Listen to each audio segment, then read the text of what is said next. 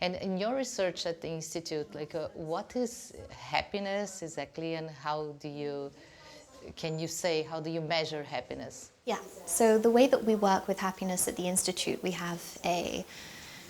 we use happiness as an umbrella term. So when we are talking about happiness, we're talking about three distinct dimensions. The first we're talking about is what we call life satisfaction or life evaluation, and that takes into account how a person feels about their life overall. So it takes the kind of zoomed out, broader perspective of all things considered, how is life going?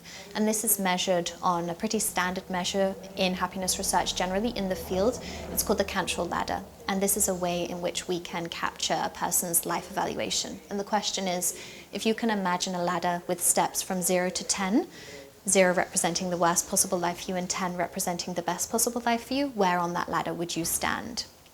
All things considered. So that's a way to capture how a person feels about the entirety of their life.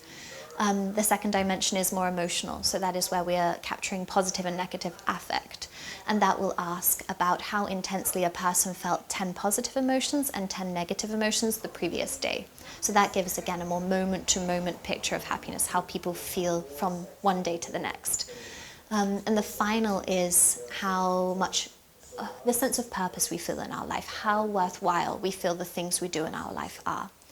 And those three come together to give this kind of holistic 360 view on a person's happiness. It's broken down into its three individual components. What can we learn from the Danish culture, the Danish way of living, and from your research?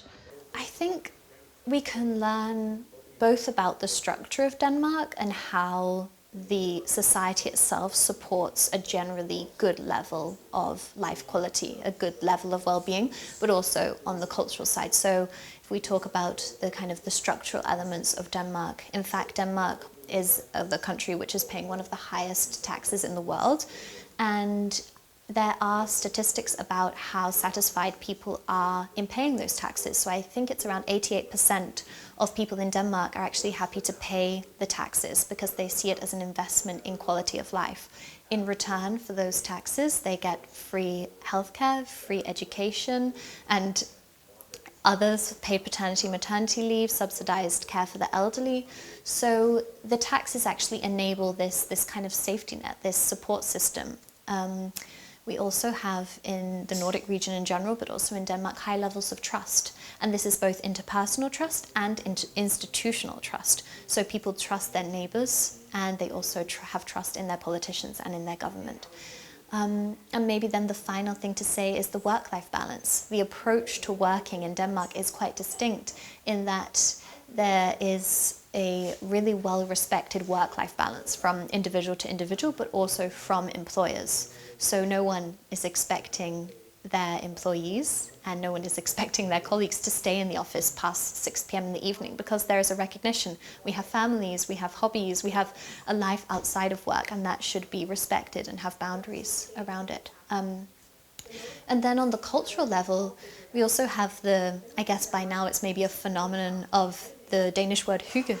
And there is no English, and I think probably translation in many other languages for hygge, but I think it explains a fundamental and integral part of Danish culture, which is taking time for oneself in the everyday to do something that means something to them. So perhaps that is something that brings them happiness or joy or a sense of calmness or serenity, whatever it is for the individual, but it's about taking time for oneself in an everyday and looking for ways in which to incorporate small pleasures into the daily life. So instead of waiting for a big moment or a carved out piece of time to actually be in the moment, enjoy oneself, take time for oneself, it's more integrated into the everyday. And again, that is something that is respected by individuals, and it's become a way in which Danes socialize with others, spend time with themselves, have time with their family. It's very integral to daily life.